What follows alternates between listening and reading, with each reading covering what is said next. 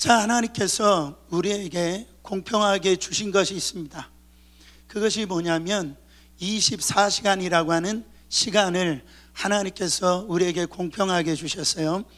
그래서 어린아이나 나이 드신 분이나 이 하루라고 하는 24시간을 더하지도 아니하고 빼지도 아니하고 동일하게 주셨다라는 거예요. 그러나 다 같은 24시간이 아니다라는 것을 알 수가 있습니다. 그 24시간을 가치 있게 보람 있게 어떻게 보면 그 하나님 뜻대로 보내는 24시간이 있고, 이 허투루 낭비하며 비생산적인 그 속에 이 시간을 낭비하는 경우가 있다라는 거예요. 그러면 우리의 삶에 그 가치 있지 아니하는 그 시간들이 똑같은 24시간이지만은 같은 24시간이 될 수가 없다라는 겁니다. 저는 누가복음 15장에 나오는 이 탕자의 이 비유를 통해서 참 은혜를 많이 받는데, 이 탕자가 허랑방탕해가지고 아버지 유산을 가로채가지고선 세상에 나가가지고 다 그 물질을 잃어버렸잖아요. 그 탕자가 돌아올 때 아버지는 너무 기뻐합니다. 그래가지고 상거가 먼데 가가지고 껴안고 결국은 소를 잡고 마을 잔치를 열어요. 왜 그렇게 했을까요? 너무 기뻐서, 너무 좋아서 그렇게 하는 거예요.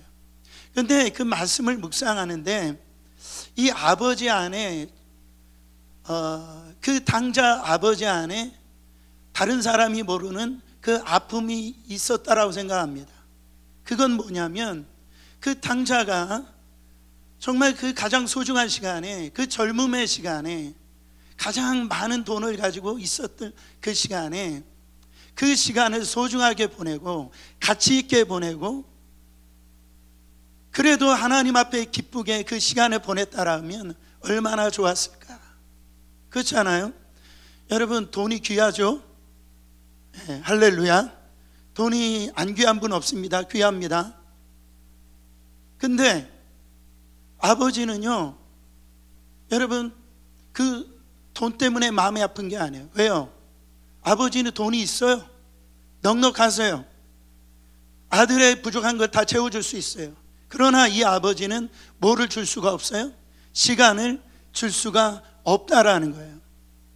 여러분, 이것을 우리의 신앙생활을 적용을 해보면 우리 하나님은 우리가 예상한 것보다도 놀라우신 분이에요. 우리 하나님은 풍성하신 분이에요.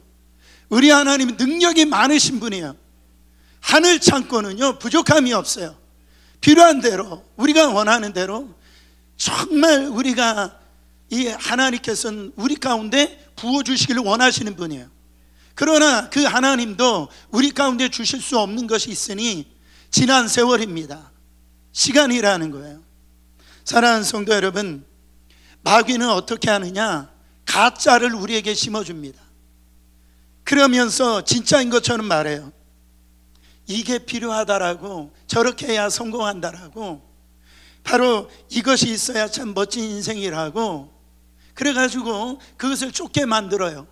근데 막상 가봤더니 그것은 바로 가짜였다라는 거예요. 그래가지고 그 소중한 물질을 낭비하게 만들고, 시간을 낭비하게 만들고, 건강을 소비하게 만들어서 실패하는 인생으로 만들더라는 거예요. 더 중요한 게 있다라는 겁니다. 더 가치 있는 게 있다라는 거예요. 내가 목표를 들고 살아야 될 그 방향성이 중요한데 그것을 사명이라고 그래요. 그것을 소명이라고 그럽니다. 그것을 비전이라고 그래요. 사랑하는 성도 여러분, 그게 열리시기를 축원합니다. 이 느헤미야는요 자기 인생을 걸 만한 가치를 발견합니다. 무엇이 중요한지를 알게 되어져요. 느헤미야는 제가 금요 성령 집회 때 지금 이 강해 설교를 하는데 이 느헤미야서 3장은 주일날 함께 나누기를 원했어요. 느헤미야는 이 포로로 잡혀간 거기서 태어난 정말 성공한 사람이에요. 술 맡은 관원장으로 부족함이 없는 사람입니다. 고위 관료층이에요. 그러나 이 고향에 있었던 그 예루살렘 성벽이 무너졌다라고 하는 소식을 자기 동생으로부터 듣습니다. 그때부터 이 느헤미야는 수일을 울어요. 슬퍼합니다. 그리고 금식하면서 기도를 하는 거예요. 그때 하나님의 선하신 손으로 이 느헤미야의 그 기도를 응답해 주신 걸 볼 수가 있어요. 오늘 말씀에 이 느헤미야가 이제 바로 자기 인생을 걸 만한 그 가장 소중한 그것을 발견했는데, 그 뭐예요? 무너진 예루살렘 성벽을 재건하는 거였어요. 여러분, 오늘 본문은 느헤미야가 이스라엘 백성들과 함께 본격적으로 무너진 예루살렘 성벽을 재건하는 그런 장면을 우리가 볼 수가 있습니다. 여기에서 느헤미야가 이 성벽을 재건하는데 가장 제일 먼저 재건하는 것이 무엇이냐? 느헤미야가 예루살렘 성벽을 재건하는데 가장 제일 먼저 재건하는 게 무엇인가? 그 예루살렘 그 성이 무너지기 전에는 12문이 있었어요. 12개의 문이. 근데 예루살렘 성벽에 12개의 문이 있었는데 그 12개의 문 중에서 가장 제일 먼저 고치는 문이 뭐예요? 양문이라고 하는 문이에요. 자, 오늘 1절 말씀 같이 봉독합니다. 그때 대제사장 엘리야십이 그의 형제 제사장들과 함께 일어나 양문을 건축하여 성벽하고 문짝을 달고 또 성벽을 건축하여 한매 망대에서부터 하나넬 망대까지 성별하였고, 지금 느헤미야가 대제사장 엘리야십과 또 제사장들과 함께 그 12개의 문 중에서 제일 먼저 예루살렘 성벽에서 제일 먼저 한 일이 뭐냐면 이 양문을 재건하는 거였어요. 그 어떤 문보다도 이 양문을 재건하는 거였어요. 여러분, 양문이 뭘까요? 양문이 뭘까요? 양이 드나드는 문이에요. 여러분, 동물들이 드나드는 문이에요. 왜 동물들이 거기 드나들까요? 여러분, 제사를 드리려면 바로 제물된 동물이 필요한 거예요. 그 가장 어떤 것보다도 이 양문을 먼저 재건했던 것은 어떤 의미를 의미합니까?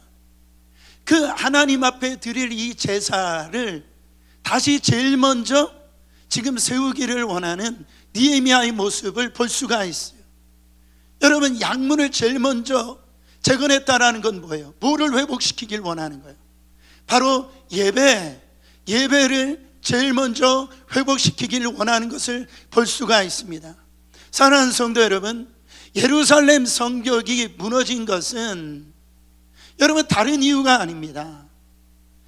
정말 하나님의 백성들이, 하나님의 자녀들이 하나님을 마땅히 예배함에도 불구하고 그것을 통하여서 다른 우상을 섬기니까 하나님께서 바로 예루살렘 성벽을 무너뜨렸던 거예요. 그러니까 가장 큰 위기는 뭐냐면 예루살렘 성벽이 무너진 것이 위기가 아니라 그 무너짐으로 말미암아 뭐가 예배에서 실패했다라는 거예요. 그렇기 때문에 이 느헤미야는 예루살렘 성벽을 갖다가 재건하는데 제일 먼저 이 양문을 재건한 걸 볼 수가 있습니다. 사랑하는 성도 여러분, 세상에 이 근본이라는 게 있어요. 근본. 그러니까 이 건축에도 이 근본이 뭐냐면 기둥입니다. 지붕이 날아가고 옆에 뭐 벽이 무너진다 할지라도 기둥이 있으면 다시 세울 수가 있는 거예요. 그러나 아무리 뭐 지붕이 좋고 뭐 벽이 튼튼하다 할지라도 이 근본이었던 이 기둥이 단단하지 아니하면 그 건물은 무너지게 되어 있다라는 거예요. 여러분, 운동선수들 보세요. 운동선수들이 제일 집중하는 게 뭡니까? 그 기본인데 그게 뭡니까? 달리기예요. 배구 선수들, 농구 선수들 보세요. 그 손으로 하는 것 같은데 그들이 일어나서 하는 일이 뭡니까? 달리기를 하는 거예요. 왜냐하면 어떤 운동을 하더라도 이 하체가 부실하면은 운동에서 이길 수가 없는 거예요. 그게 근본입니다. 저는 누군가가 목사님, 신앙생활에서 가장 근본이 뭡니까? 그렇게 질문하면 전 주저없이 예배입니다, 이렇게 얘기할 거예요. 여러분, 여러 가지가 중요하죠. 교회 전도도, 선교도, 봉사도, 교제도 다 중요한데, 여러분, 우리의 신앙생활의 이 근본은 예배란 말이에요. 왜? 하나님께서 우리를 창조하신 이유가 우리를 통해서 찬송을, 예배를 받기 원하셔서 우리를 만드셨기 때문에 그렇다라는 거예요. 사랑하는 성도 여러분, 예배가 무너지면은요, 우리의 믿음이 흔들립니다. 아무리 좋은 신앙생활을 하던 신자도요, 그 예배가 한두 주 빠져버리면은 어떻게 되어지느냐? 그 믿음 생활 흔들리면서 그 영적 전투에서 실패하게 되어지는 거예요. 여러분, 온라인 예배가 익숙해지면서 저희 교회는 대부분 성도들이 나오지만 집에 지금 몸이 아파서 오고 싶어도 못 오는 분들이 있어요. 자, 그분들을 위해서 한번 박수 한번 해주세요. 할렐루야. 축복합니다. 그 우리 선교사님들도 이 예배를 드리신다 하더라. 근데 온라인 예배가 익숙해지면서 교회에 부정적인 현상이 나타났는데, 이 플로팅 크리스찬들이 많아졌대요. 이 플로팅이라고 하는 것은 둥둥 떠다닌다라는 거죠. 그러니까 내가 어떤 교회에 등록하지 아니하고 적을 두지 아니하고요, 지난주는 저 교회, 이번 주는 이 교회 동영상을 보면서 그렇게 예배를 드리는 성도들이 많이 있더라. 그래서 내가 좋아하는 말씀, 내가 좋아하는 찬양, 그러니까 내가 좋아하는 그 예배 스타일을 이게 서핑하듯이 이렇게 예배를 드린다라는 거예요. 그러면서 내가 원하는 예배 스타일, 내가 원하는 설교, 내가 원하는 찬양 스타일을 막 찾아다닌다라고 하는 이런 부정적인 모습이 나타났다라는 거죠. 여러분, 이게 뭐가 문제입니까? 예배의 중심에 누가 서 있어요? 예배의 중심에 바로 나라고 하는 것이 거기에 서 있다라는 거예요. 바로 내가 원하는 예배, 내가 원하는 찬양, 내가 원하는 설교, 그게 되어지고 만족되어지면 바로 그 좋은 예배고, 내가 만족하지 아니하면 그것은 별로 좋지 않은 예배, 이렇게 된단 말이에요. 사랑하는 성도 여러분, 이게 굉장히 무서운 겁니다. 왜 그렇습니까? 이것도 죄의 뿌리거든요. 여러분, 창세기에 아담과 하와가 이 선악과를 따먹습니다. 그 기쁨의 동산 수많은 거기에 과실이 있는데 왜 선악과를 따먹었어요? 결국은 내가 하나님 자리를 차지하려고 했던 거예요. 내가 하나님처럼 되길 원했던 거예요. 그래서 선악과를 따먹었다라는 거죠. 여러분, 예배도 내가 주인공이 될 수가 있어요. 이거 굉장히 무서운 겁니다. 내가 위로받고 싶어서, 내가 치료받고 싶어서, 내가 뭔가 어떤 힘을 얻고 싶어서 예배 때 그게 없다라는 게 아닙니다. 그런 게 있어요. 그러나 이 예배의 중심은 내가 아니에요. 하나님이 예배의 중심인 것을 믿으시기를 축원합니다. 그러므로 오늘 예배 오러 오실 때 고민하신 분들이 있을 겁니다. 아유, 비도 내리지. 근데 결론적으로는 어떻게 하셨어요? 오셨어요. 축복합니다. 할렐루야. 여러분, 이게 하나님이 기뻐하시는 예배예요. 오늘 비가 오니까 여러 가지 어떤 사정이 있으니까 뭐 오늘만 예배인가? 다음 주도 예배 있지? 나 집에서 오늘 쉬고 싶어. 여러분, 그렇게 생각하던 자기 자신이 그럼에도 불구하고 내가 주님 앞에 전에 나와서 함께 예배 드린 것을 하나님이 기뻐하실 거야. 하나님이 정말로 그 예배를 좋아하실 거야. 정말 내가 그 예배당에 나와서 예배 드리는 것을 하나님이 원하실 거야 하면서 내가 예배의 중심이 아니라 오늘 그 하나님을 바라보고 오늘 이 예배에 나오신 여러분들을 하나님이 기뻐하신단 말이죠. 축복하신다라는 거예요. 사랑하는 성도 여러분, 그때 예배의 능력이 나타납니다. 여러분, 왜 예배의 능력이 있느냐? 예배는 하나님과 내가 묶어지는 시간이기 때문에 그래요. 한번 따라합니다. 예배는 하나님과 내가 묶어지는 시간이다. 연합의 시간이라는 거예요. 하나됨의 시간이라는 거예요. 요한복음 15장 5절에 보면은 나는 포도나무요 너희는 가지라. 그가 내 안에 내가 그 안에 거하면 사람이 열매를 많이 맺나니 나를 떠나서는 너희가 아무것도 할 수 없습니다. 이 가지가 열매를 맺히는데 자기가 아무리 땀을 흘리고 노력한다라고 한들 그 포도 열매를 맺히지 못한다라는, 가지가 열매를 맺히려고 한다면 이 가지가 포도나무에 붙어 있어야 열매가 맺혀진다라는, 이게 예배라는 겁니다. 여러분, 예배는 하나님과 내가 묶어지는 시간이에요. 그래서 하나님의 부유가 나의 부유가 되어지고, 하나님의 능력이 나의 능력이 되어지고, 하나님의 치유가 나의 치유가 되어지고, 아멘 할 때까지 하나님의 평강이 나의 평강이 되어지고, 하나님의 기쁨이 나의 기쁨이 되어지고 묶어지는 거예요. 그게 예배라는 거죠. 그러니까 가지인 나로 하여금 포도나무 대신 하나님께 딱 붙어있게 만드는 접착제 역할을 하는 게 바로 예배예요. 여러분, 저는 여러분들의 예배가 무너지지 않기를 예수 그리스도 이름으로 축원합니다. 실로 교회 역사 중에 교회가 언제 가장 강했냐면 바로 예배가 강할 때 바로 교회가 강했던 것을 볼 수가 있습니다. 여러분, 로마가 기독교를 한 150년간 핍박을 했어요. 그래서 이 그리스도를 믿는 자들을 다 이게 말살 정책을 폈는데 그때 기독교는 망하는 줄 알았어요. 근데 그 핍박 가운데서도 한 줄기 빛도 내리지 아니하는, 그래서 수많은 믿음의 사람들이 이 카타콤이라고 하는 지하 동굴 속으로 들어가서 예배를 드리기 시작했어요.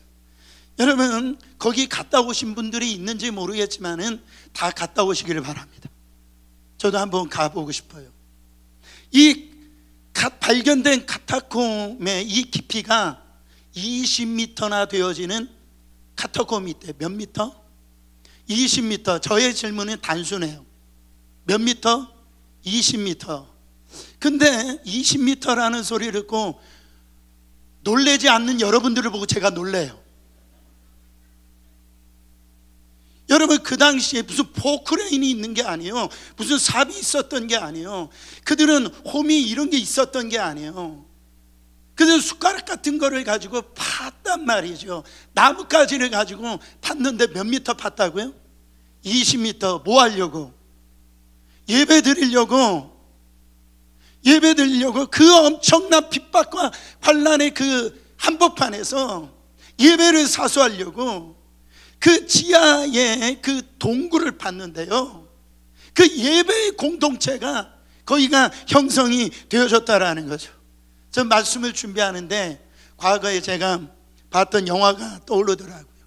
광복절 특사라고. 그 광복절 특사의 주인공이 차승원인데, 결론이 이거, 차승원이 감옥에 잡혔는데요, 그 감옥에 나가고 싶어서 살고 싶어가지고요 숟가락으로 그 감옥 그 안에 있는 그 땅굴을 파는 것, 파가지고 결론은 빠져나왔어요. 뭐 하고 싶어서? 살고 싶어가지고 숟가락으로 땅굴을 파가지고선 감옥에서 탈출한 내용인데요. 여러분, 우리 예배 안 드리면, 예배 성공하지 않으면 우리 실패합니다. 살 수가 없어요. 여러분, 이게 로마가 후에 이제 기독교를 국교로 삼는데 이게 우연한 것일까요? 그 예배에 성공했던 그 예배자들을 통하여 하나님의 그 능력이 나타나니까 한 나라를 완전히 뒤바뀌어 놓는 역사가 일어났다라는, 여러분, 그런 면에서 저는 여러분 안에 이 예배에 대한 갈망이 날마다 있기를 원합니다. 하나님, 나의 갈망은 예배입니다. 정말 다윗처럼 내가 이 성전에 이 한 날이 밖에서 첫날보다 나는 여기 한 날이 좋다라고 했던 이 다윗의 이 마음이, 그 갈망이 여러분 안에 회복되어지기를 예수 그리스도 이름으로 축원합니다. 그래서 내가 얼마나 살지는 모르지만 이 예배가 내 마지막 날 예배인 것처럼 그런 갈망이 우리 안에 회복되어지기를 축원합니다. 여러분, 하나님께서는 이 예배를 통해서 뭘 하기를 원하시냐면 우리와 사랑의 교제를 나누기를 원하세요. 근데 예배당에 들어오자마자 예배 언제 끝나지? 시계 보면서 이런 모습이 아니라 잠깐 예배 드렸는데 벌써 예배가 끝난 거예요. 아니, 10분 예배 드린 것 같은데 벌써 예배가 끝난 거예요. 아니, 그래서 너무 서운한 거예요. 집에 가기 너무 싫은 거예요. 아니, 여러분, 그냥 설교 한 편 더 듣고 싶은 거예요. 할렐루야. 그런 모습이 있으면 얼마나 좋겠어요. 제가 이 크리스마스 발표회를 하잖아요. 그때 이제 팀들이 나와서 찬양하는데 찬양을 너무 잘하니까 이 밑에서 앵콜 그러더라고요. 너무 좋으니까 앵콜 그러는 거예요. 여러분, 저는 거기 때 좀 제 속에서 화가 나더라고요. 이 말씀이 너무 좋아가지고 이렇게 집에 가기 싫어가지고, 목사님 내 말씀 끝나고 내려가려는데 앵콜 해가지고, 제가 그럴 줄 알고 내가 한편 말씀 더 준비했습니다. 이런 기적 같은 일이 일어난다고 한다면 할렐루야, 얼마나 행복할까. 그런 기적이 안 일어나길 원하시는군요. 여러분, 근데 이제 말씀 맺겠습니다 하는데 제가 한 10분을 더 이렇게 설교를 하면 그때부터 얼굴빛이 달라져요. 도대체 언제 끝나냐는 거예요. 도대체 여러분, 그게 아니라 진짜 말씀 시간이 짧은 것 같고, 내가 10분 기도를 했는데 1시간이 지난 것 같은 거예요. 그냥 10분 찬양했는데 너무 아쉬운 거예요. 벌써 끝나버린 거예요. 여러분, 정말 이런 은혜가 여러분 안에 임하기를 축원합니다. 여러분, 정말 소원해요. 저는 확신한 게 있어요. 예배보다 더 중요한 게 없단 말이에요. 교회가 다른 일을 못해도 이 예배 하나 드리는 거에 목숨 거는 교회는요, 나중에 하나님이 사용하세요. 그 놀라운 일을 이루시는 걸 볼 수가 있어요. 그러나 이 교회가 예배가 실패하면, 빼앗기면 다른 일을 하다가 결국 이 예배가 무너지면은요, 복음의 능력이 사라지고 성령의 능력이 사라지게 되어지는. 여러분, 우리는 크기에 관심이 많습니다. 숫자에 관심이 많아요.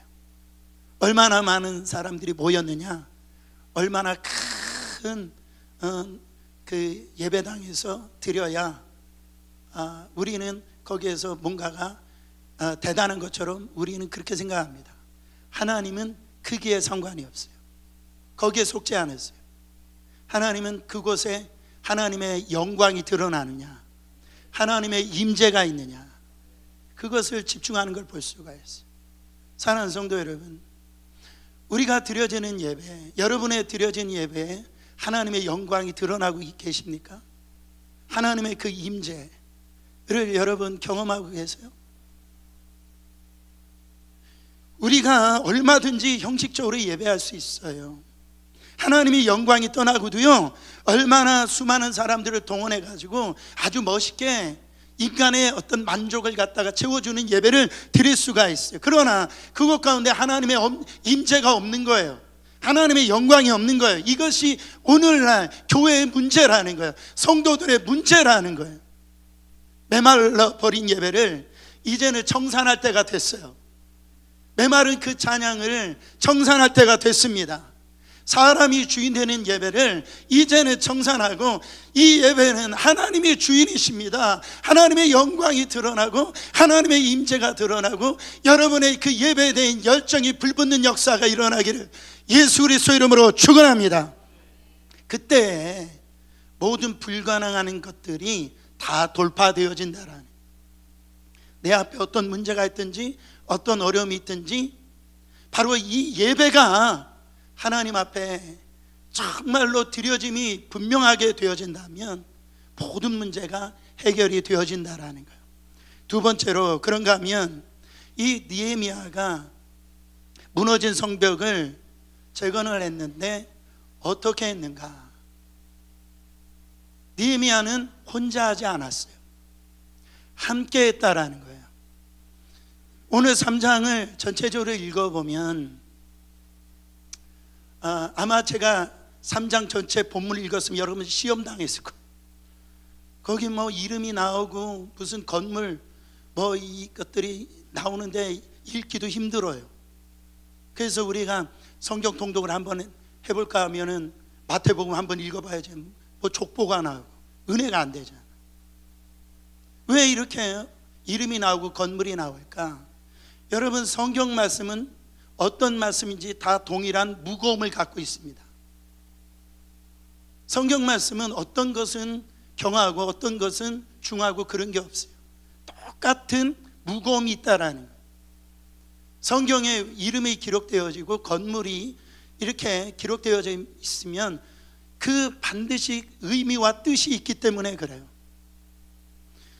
느헤미야서 3장에 보면 75명의 인물이 나와요. 또 직업이 나오는데 직업이 15종류가 나옵니다. 그 종류를 보면 금속 가공업, 무역업, 제사장, 어부, 세리, 거기에 심지어 노예들까지 나옵니다. 그러니까 이 성벽 재건을 할 때 어떻게 했다고요? 모든 사람이 함께 동참을 했다라는 거예요. 이게 너무너무 중요해요. 여러분, 하나님의 나라는 어떤 영웅 한 사람을 통해서 하나님 나라가 확장되어지는 게 아닙니다. 비록 연약하지만, 비록 나약하지만 그 안에 믿음의 씨가 뿌려진 그 사람들의 그 연합을 통해서 하나님의 나라가 확장되어지는 거예요. 만약에 어떤 소수의 사람을 통해서 이루실 거면 우리를 부르시지 않았어요. 필요하지 않아요. 근데 하나님은 여러분 한 분 한 분을 다 불러주신 거예요. 12절을 보세요. 그 다음은 예루살렘 지방 절반을 다스리는 할로에스의 아들 살룸과 그의 딸들이 중수하였고, 여기서 살룸이라고 하는 이름이 나오는데 예루살렘 절반을 다스리는 유력자입니다. 권력자예요. 근데 그 살룸이라고 하는 사람에게 아들이 있습니까? 없었어요. 그래서 이 예루살렘 재건을 하는데 누구를 시킵니까? 딸들을 시키는 걸 볼 수가 있어요. 딸들이 와서 이 성벽 재건에 함께 했다라는, 그러니까 뭐를 의미하냐면 이 성벽 재건을 하는데 남녀노소 불문하고 이런 빈부귀천 불문하고 예루살렘 성벽에 많은 사람들이 함께 동참을 했다라는 겁니다. 그러니까 이 예루살렘 성벽은 바로 느헤미야 탁월한 이 한 사람을 통해서 이루어진 것이 아니라 이 계속되는 여기서 나타난 것은 정말로 이름 없이 빛도 없이 이 빈부귀천 어떤 남녀노소 불문하고 모두가 함께 이 예루살렘 성벽에 동참을 했다라는 것이죠. 여러분, 저는 우리가 이 성전 예배당 건축을 앞두고 있는데 저는 여러분들에게 부담 주고 싶지 않아요. 지금까지 제가 그렇게 지금 걸어왔는데, 그러나 이곳에 한 분도 여러분들이 정말 소외감이 없기를 바랍니다. 바로 그거를 어떻게 알 수 있냐면은 느헤미야서 3장에 보면 아까 제가 성경 봉독을 할 때 강조해서 읽은 단어가 있어요. 그게 뭐냐면 그 다음에는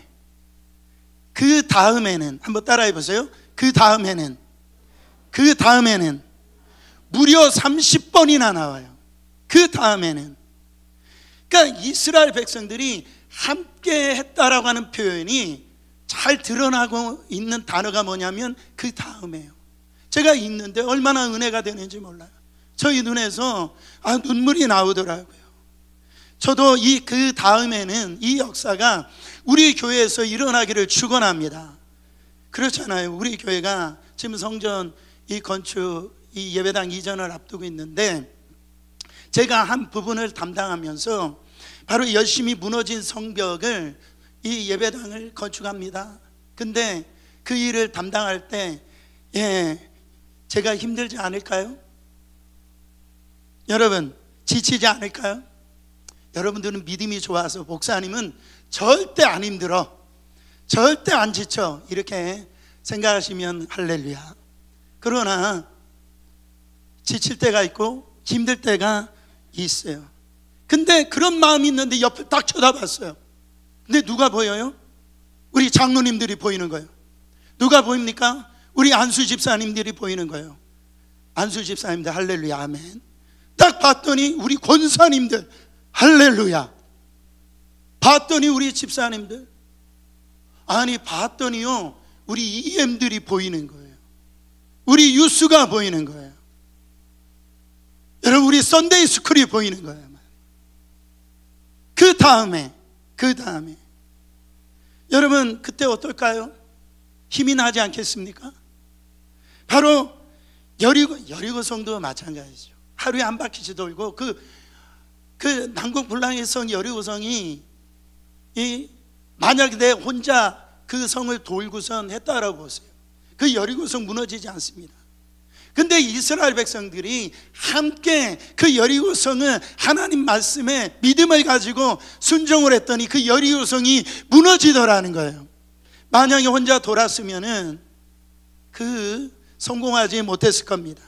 여러분, 엘리야가 어떤 사람입니까? 하늘에서 불을 내리던 사람이에요.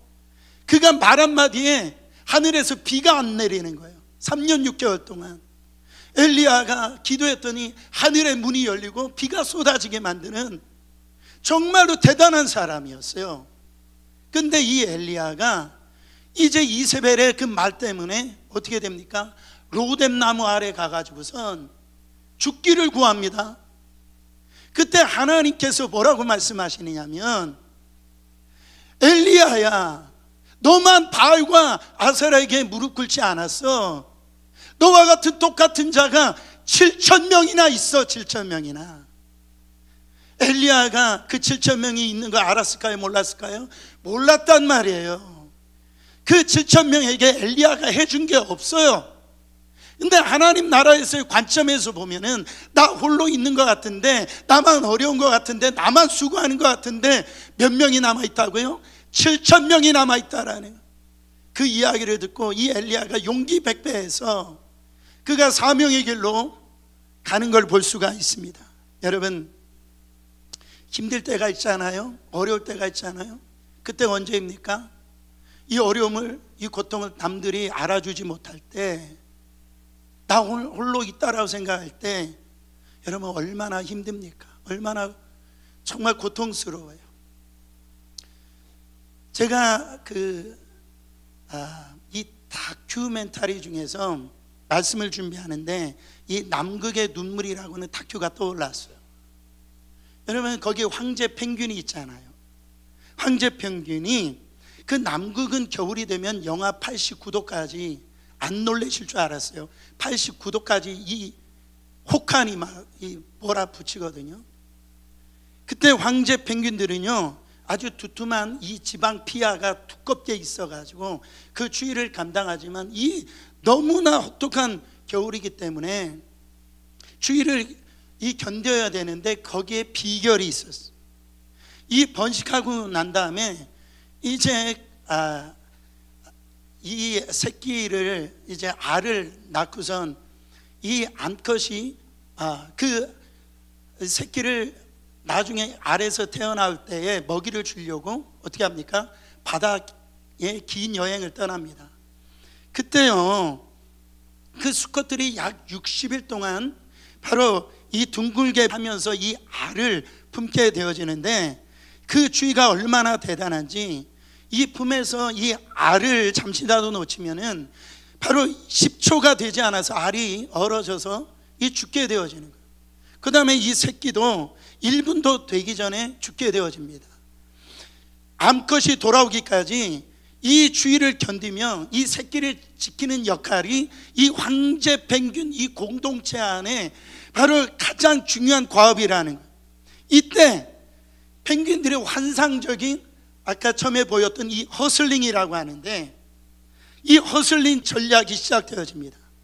이 발에 알을 품은 수컷들은요 서로 이렇게 몸을 맞대 가지고 밀집된 커다란 꽈리를 트는 거예요. 그래서 밖의 온도보다도 이 안쪽 온도가 10도가 높아지게 되어진답니다. 그러니까 그 공간은 이 하나하나의 제어로 만들어낸 이 공동체의 생명을 갖다 살리는 그 공간이 되어지는 거예요. 여러분, 근데 이 바깥 펭귄이라 할지라도 너무나 추우니까 50도 60도에서 견디질 못하니까 그러면 얼어 죽게 되는 거죠. 근데 놀랍게도 어떤 일이 일어납니까? 이 밖에 있던 펭귄들이 안으로 들어오고 안으로 있었던 펭귄들이 밖으로 나가는 이 허슬링이 이루어지게 되는 거예요. 남극의 이 분리자들 큰 냉혹주의가 오히려 서로의 생명을 부축하고 그 어려움을 공감하고 또한 포용하는 삶의 양식이 그 공동체 안에서 만들어지더라는 거예요. 이 사랑과 그 협력을 통해서 가장 혹독한 시간을 견디고 소중한 것을 지켜내더라는 겁니다. 여러분, 이와 같이 공동체가 너무너무 중요합니다. 이와 같이 교회의 공동체가 너무너무 중요해요. 사랑하는 성도 여러분, 지금 인생의 혹한 길을 어떻게 견뎌내고 있습니까? 지금 새 생명을 낳았고 어떤 새로운 일을 시작했는데 생존을 위협하는 시간이 우리 가운데 인생에 덮였을 때에 그 고난을 통과하는 방법이 뭐냐라는 거예요. 바로 우리가 바로 이런 영적 허슬링을 만들어줘야 돼요. 그 기가 막힌 얘기입니다. 서로가 부축을 해줘야 돼요. 서로 공감을 해줘야 돼요. 서로가 포용을 해줘야 됩니다. 기도로 생명의 공간을 만들고요, 바로 서로를 향한 사랑의 연합으로 위기를 극복하고 이 생명을 낳고 부흥을 낳고 하나님의 사명의 길로 가야 된다라는. 사랑하는 성도 여러분, 공동체 안에 이 생명의 공간으로 들어오세요. 영적 공동체, 그 기도의 공동체로 들어오시길 바랍니다. 새봄이 오기까지 이 펭귄들은 그것을 기다리며 그 영적인 그 허슬링을 이루는 그런 모습들이 우리 안에 회복되어지길 원합니다. 정말 신앙생활 혼자 하려고 하지 마세요.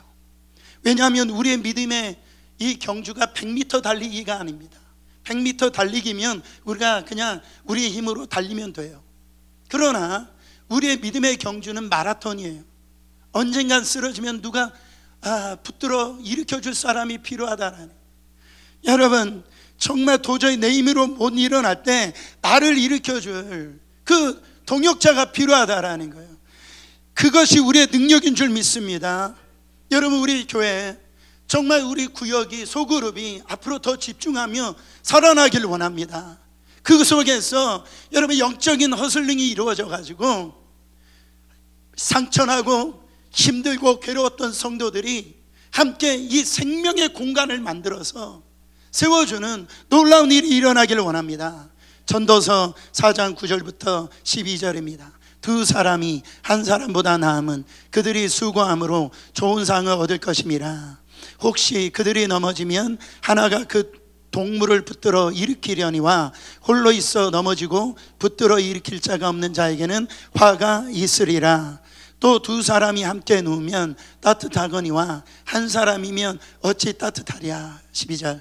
한 사람이면 패하겠거니와 두 사람이면 맞설 수 있나니 세 겹줄은 쉽게 끊어지지 아니하리라.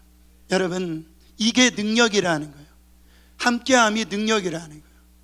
근데 그 20절 말씀에 보면 그 함께하는데 어떻게 함께했냐면 그 다음은 삼배 아들 바룩이 한 부분을 힘써 중수하여 성굽에서부터 대제사장 엘리야십 집문에 이르고 중수를 하는데 힘써 중수했다라고 그랬어요.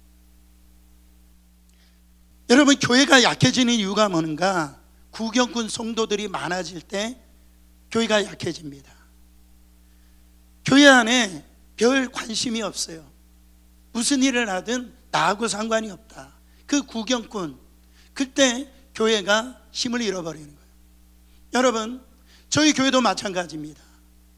교회에 대해서 별 관심이 없고 거기에 대해서 나하고 상관이 없다라고 생각을 하면 어떤 일이 일어납니까? 결국은 나도 무너지는 거예요. 여러분, 우리가 어떤 일을 할 때 사실 구경꾼으로 참여하는 게 제가 볼 땐 더 어려울 때가 있어요.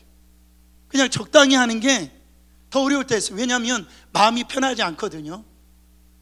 나도 해야 될 것 같은데 자꾸 이런 마음이 들잖아요. 왠지 미안한 생각이 들고 왠지 죄 짓는 그런 느낌이 들어서 어떻게 정말 이 신앙생활하는 게 오히려 더 힘들어질 때가 있다. 제가 작년에 도미니카 이 선교를 갔을 때 제가 별로 할 수 있는 일이 별로 없잖아요. 그래가지고선 이 성도들 선교하는데 사진 찍어주고 이렇게 동영상만 찍어주고 그런 일을 제가 하는데, 이 도미니카는 갑자기 이 스콜이라고 하는 열대성 기후니까 비가 쏟아져요. 그러니까 이번에 막 비가 어마어마하게 쏟아지는 거예요. 그때 제가요, 우리 성도들 사진 찍어주고 동영상 촬영을 해주려고 가는데 제가 옷이 젖는 게 싫은 거예요. 막 흙탕물 들어와서 신발이 이렇게 흙이 묻는 게 싫은 거예요. 그래서 이 비를 좀 피하려고 이리저리 제가 해봤는데 좀 우습더라고요. 아니, 그래 제 마음 가운데 어떤 마음이 생기냐, 그냥 비 맞자. 비 내리는 대로 맞자. 맞고 이렇게 사진 찍고 하는데 제 마음 가운데 은근한 기쁨이 오더라고요. 자유함이 오더라고요. 와, 너무 좋은 거예요. 무슨 이상한 쾌감이 오는 거 있죠. 여러분, 어떤 분들이 그러대요. 하나님, 저 적당한 은혜 받게 해주세요. 그런 기도하는 분들이 있대요. 은혜는 받아야 되고 너무 깊게 은혜를 받으면 헌신할 것 같아요. 너무 깊게 은혜를 받으면 뭔가 해야 될 것 같아요. 적당한 이런 거 있잖아요. 여러분, 그게 힘들지 않을까요? 여러분, 그 생각하는데 얼마나 피곤하겠어요. 내가 은혜 받으면 안 되니까 정신 차리자. 저 말씀 나에게 은혜 되려고 하네. 기도 한 3분만 하자. 더 하면 깊게 들어가면 또 하나님의 음성 들을까 봐, 은혜 받을까 봐. 더 힘든 거예요. 더 어려운 거예요. 여러분, 은혜의 강물 속으로 들어오시길 바랍니다. 그 한복판으로 들어오면 자유함이 임하는 거예요. 기쁨이 임하는 거예요. 근데 느헤미야가 성벽 공사를 할 때 모든 사람이 힘을 모았던 거 아니에요. 5절 말씀 보세요. 그 다음은 드고아 사람들이 중수하였으나 그 귀족들은 그들의 주인들의 공사를 분담하지 아니하였으며. 왜 그것에 참여하지 않았을까요? 나는 귀족인데 저들 직분으로 보면 노예들처럼 내가 왜 그런 어려운 일을 해야 돼? 그거 할 때 내가 돈이 많은 걸 알고 내가 돈을 내야 될 것 같고, 그리고 내가 이렇게 한다라고 해서 뭔가 달라진 게 있어? 그런 마음이 있었겠죠. 여러분, 지금 여러분 앞에 무너진 성벽이 보이십니까? 여러분들의 가정에 무너진 성벽이 보이세요? 여러분의 삶에 무너진 성벽이 보이세요?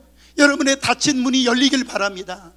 내가 이렇게 꽁꽁 이게 발짱 꼈던 이 팔이 부러지기를 예수 그리스도 이름으로 축원합니다. 말씀을 정리합니다. 저는 오늘 이 느헤미야가 무너진 성벽을 재건할 때에 그 일에 쓰임받는 사람들이 여러분 되었으면 좋겠어요. 근데 그 일에 우리 인생에 성벽이 와요. 어려움이 와요. 고통이 와요. 이거를 돌파해낼 수 있는 것은 뭐냐면 제일 먼저 예배가 회복되어져야 돼요. 거기에서부터 출발을 해야 됩니다. 그래야 우리는 어떤 성벽이라 할지 문제라 할지 돌파해낼 수 있어요. 그리고 우리 혼자 못합니다.